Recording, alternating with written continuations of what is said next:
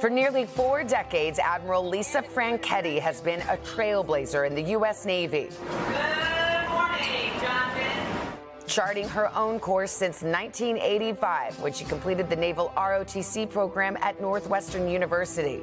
At the time, there was only one female admiral. There was even a law that barred women from serving on combat ships. But that never stopped the young recruit from setting her sights far beyond the horizon. Once the ban was lifted in 1993, she quickly rose through the ranks and redefined what was possible for women in the Navy. She'd go on to lead at every level, commanding destroyers, carrier strike groups, and the entire U.S. Sixth Fleet, where she faced some of America's biggest adversaries at sea.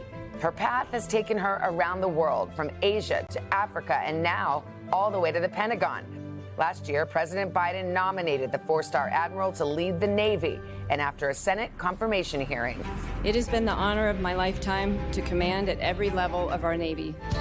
She was officially sworn in as the new Chief of Naval Operations in November. Congratulations. Becoming the first woman ever to assume the Navy's top position and the first female member of the Joint Chiefs of Staff. Her history-making career all made possible through the support of her family, including her husband Jim and her daughter Isabel. Jim and Isabel, thank you for your inspiration every day. I always say that families are the glue that holds our Navy together, and I know in my case, that glue is extra strong. Admiral Franchetti's dedication to service now inspiring the next generation. When you're young, you think your life is going to be like I-95. But our life really is more like the Potomac. It's windy, it has lots of turns, but if you know what you want to do and you have your eyes open to all the possibilities, then you can achieve all those things that you want to do in your own life. Admiral Franchetti, good morning. It's such an honor to have you here. Good morning. It's wonderful to be here today with you. Well, we just saw you rise through the ranks, your remarkable career, but let's just go back to where it really started. On a row, you were the coxswain of an all-male rowing team, or rowing boat, back in the day. We have the picture. There you were. So it's a little bit of foreshadowing. It definitely was. You know, when I was back at Northwestern, I was a journalism major. I actually wanted to be you one day. And, you know, across a chance meeting with some ROTC students really got me on the path to where I am today. But the rowing team, it definitely was, because, you know, as a coxswain, you are responsible for training with your boat, leading your boat, building a great team, and motivating them through a lot of adversity. And I think they liked you. I think you look like big fans. When you walked in this morning, we couldn't help but watch as you walked by and you were high-fiving all the members of the military who were outside. It is Fleet Week.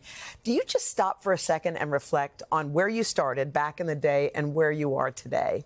I definitely do. First, it's an honor to lead our amazing team. We've got about 600,000 active and reserve sailors and civilians, and they are an incredible America's warfighting Navy. And I never thought I could have done this job. In fact, when I joined the Navy, there were a lot of laws in place that really didn't allow women to serve in combatant positions that would enable me to get to this job one day. So I was just fortunate, always in the right place at the right time with the right different experiences, that when the laws changed and policy changed, I was able to walk right through those doors and move on really to command a destroyer and a lot of other things along the way. What was it? Because it was a man's job back then.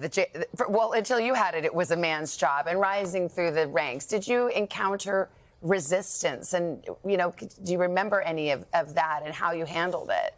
Well, I would say really only at the very, very beginning of my career, when women were first serving on ships, it was new. And, you know, people weren't used to that idea. Not everybody was a fan of it back then.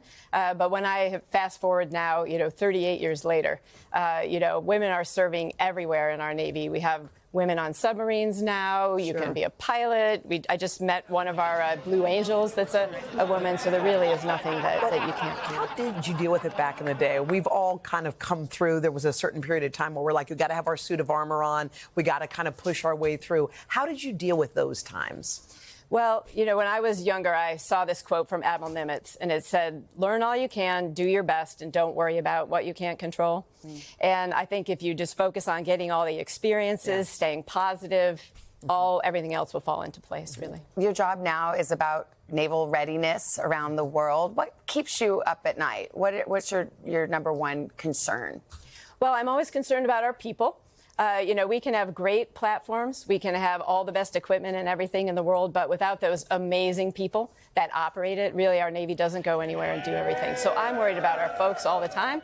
I'm worried about their quality of life. I'm worried about their families, and I'm making sure that they have all the training that they need to be able to do our mission every single day. Well, recruitment is a big issue. I mean, the Navy set some goals, didn't meet them last year. Now you've raised those goals even higher. So here's your moment. What's your pitch for a life in the Navy as you have lived? Oh, well, the Navy just provides an incredible amount of opportunities. We have about 150 different specialties that you can be in. I just created a new robotics rating.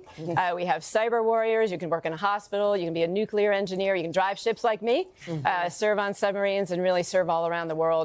I think, our Navy, a lot of people don't get to see it. Maybe we have a little sea blindness because if you don't live near the Navy, you don't know what we do. But we're deployed all around the world. We preserve the peace. We are ready to respond in a crisis and, if necessary, win decisively in war. And I couldn't be more proud of that team. We have people operating in the Western Pacific right now with one carrier strike group. We have another one going around South America right now. And, of course, we have the USS Eisenhower carrier strike group with her ships leading Operation Prosperity Guardian there in the Red Sea to protect the free flow of commerce. And, your Navy is out there every day protecting our way of life, and I couldn't be more proud of the team. Well, Admiral, we're so happy you came to see us today. Thank you so much. Hey, thanks for watching. Don't miss the Today Show every weekday at 11 a.m. Eastern, 8 Pacific on our streaming channel, Today All Day. To watch, head to today.com/allday or click the link right here.